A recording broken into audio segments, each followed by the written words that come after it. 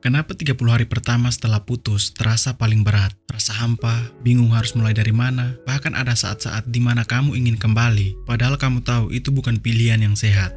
Jika 30 hari pertama ini tidak kamu kelola dengan benar, kamu bisa terjebak dalam lingkaran overthinking dan sulit benar-benar move on. Dalam video ini, kamu akan menemukan 5 strategi yang harus dilakukan di 30 hari pertama agar luka hati ini lebih cepat pulih dan kamu bisa kembali menemukan dirimu yang sebenarnya. Jadi pastikan kamu simak sampai habis karena setiap langkah akan sangat menentukan perjalananmu setelah putus. Jika kamu siap untuk mengubah rasa sakit menjadi kekuatan, tekan like sebagai komitmen untuk pulih, subscribe untuk konten pemulihan diri, dan tulis di kolom komentar bagaimana kamu melewati 30 hari pertama setelah putus. Mari kita bangkit bersama-sama. Pertama, mendirikan benteng digital dan fisik. Hal paling pertama yang harus kamu pahami adalah otak kamu sedang dalam mode ketagihan. Ikatan emosional, terutama dari hubungan yang naik turun, menciptakan ketergantungan kimiawi di otak yang mirip seperti candu. Kesalahan umum yang sering dilakukan adalah memblokir tapi sesekali masih mengintip media sosialnya atau menyimpan fotonya dengan alasan kenang-kenangan. Ini adalah kesalahan fatal. Setiap kali kamu melihat atau berinteraksi dengannya, kamu seperti memberikan dosis kecil yang membuat proses sakau kamu kembali ke titik nol. Kamu tidak bisa pulih dari sesuatu yang terus kamu konsumsi. Lakukan pemutusan total tanpa kompromi. Ini bukan hanya soal memblokir. Ini adalah sebuah operasi sterilisasi lingkungan. Blokir semua nomor dan akun media sosialnya. Arsipkan atau hapus foto-fotonya dari galeri kamu. Jika perlu, bisukan sementara teman-teman bersama yang sering membagikan tentangnya. Simpan semua barang pemberiannya ke dalam kotak dan letakkan di tempat yang tidak terlihat. Anggap ini sebagai prosedur medis darurat untuk memberikan otak kamu ruang bersih yang sangat dibutuhkan untuk mulai menenangkan diri dan mulai penyembuhan. Kedua, menjadi saksi atas penderitaan diri sendiri. Setelah putus, ada 2 kecenderungan berbahaya. Pertama, berusaha tegar dan menyangkal rasa sakit, seolah-olah kamu baik-baik saja. Kedua, tenggelam dalam kesedihan dan hanya mengingat kenangan manis yang membuat kamu semakin merindukannya. Emosi yang tidak diakui tidak akan pernah pergi, dia hanya akan menunggu untuk meledak, dan otak kamu secara alami cenderung melupakan hal-hal buruk. Kamu harus melawan kedua hal ini secara sadar. Jadilah saksi yang jujur atas apa yang telah kamu lalui. Pertama, jadwalkan waktu khusus untuk merasakan emosi. Jika ingin menangis, menangislah. Jika ingin marah, luapkan dengan cara yang sehat, seperti menulis atau berolahraga.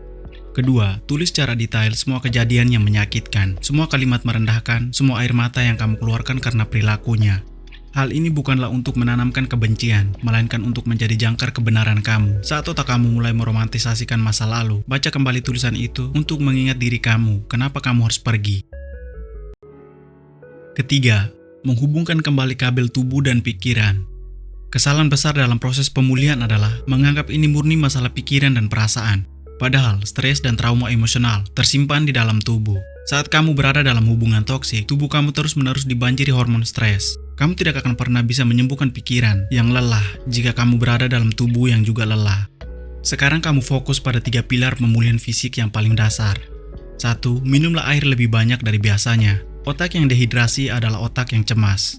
2. Lakukan jalan kaki minimal 15 menit setiap pagi. Sinar matahari pagi dan gerakan ringan terbukti secara ilmiah dapat mengatur ulang sistem saraf dan meningkatkan suasana hati. 3. Tidur mungkin sulit, tapi kamu bisa beristirahat. Berbaringlah sambil mendengarkan musik instrumental yang tenang. Tujuannya adalah memberikan sinyal pada tubuh kamu bahwa masa-masa tegang telah berakhir dan sekarang saatnya untuk aman dan beristirahat. Keempat, menanam benih identitas yang baru. Setelah berbulan-bulan atau bertahun-tahun menjadi bagian dari kita, konsep aku seringkali menjadi kabur. Kamu mungkin lupa apa makanan kesukaan kamu sendiri, atau musik apa yang benar-benar kamu nikmati sendirian. Kesalahan umum adalah langsung mencari identitas baru yang besar, seperti mendaki gunung atau keliling dunia, yang bisa jadi terlalu berat. Identitas baru yang tidak ditemukan, melainkan dibangun kembali, bata demi bata, melalui tindakan-tindakan kecil. Terapkan aturan 1 hal baru. Setiap minggu di bulan pertama ini, lakukan 1 hal kecil yang baru, yang murni merupakan pilihan kamu sendiri dan tidak ada hubungannya dengan mantan. Bisa sesederhana mencoba kedai kopi baru sendirian, membaca buku dari penulis yang belum pernah kamu baca, atau mendengarkan 1 genre musik yang berbeda. Tujuannya bukan untuk langsung menemukan hobi baru yang hebat, tapi untuk melatih kembali otot, mengambil keputusan kamu, dan mengumpulkan data tentang apa yang disukai oleh aku yang sekarang. Kelima, merancang ulang peta hubungan sosial. Saat kamu berada di titik terendah, dukungan sosial sangatlah penting.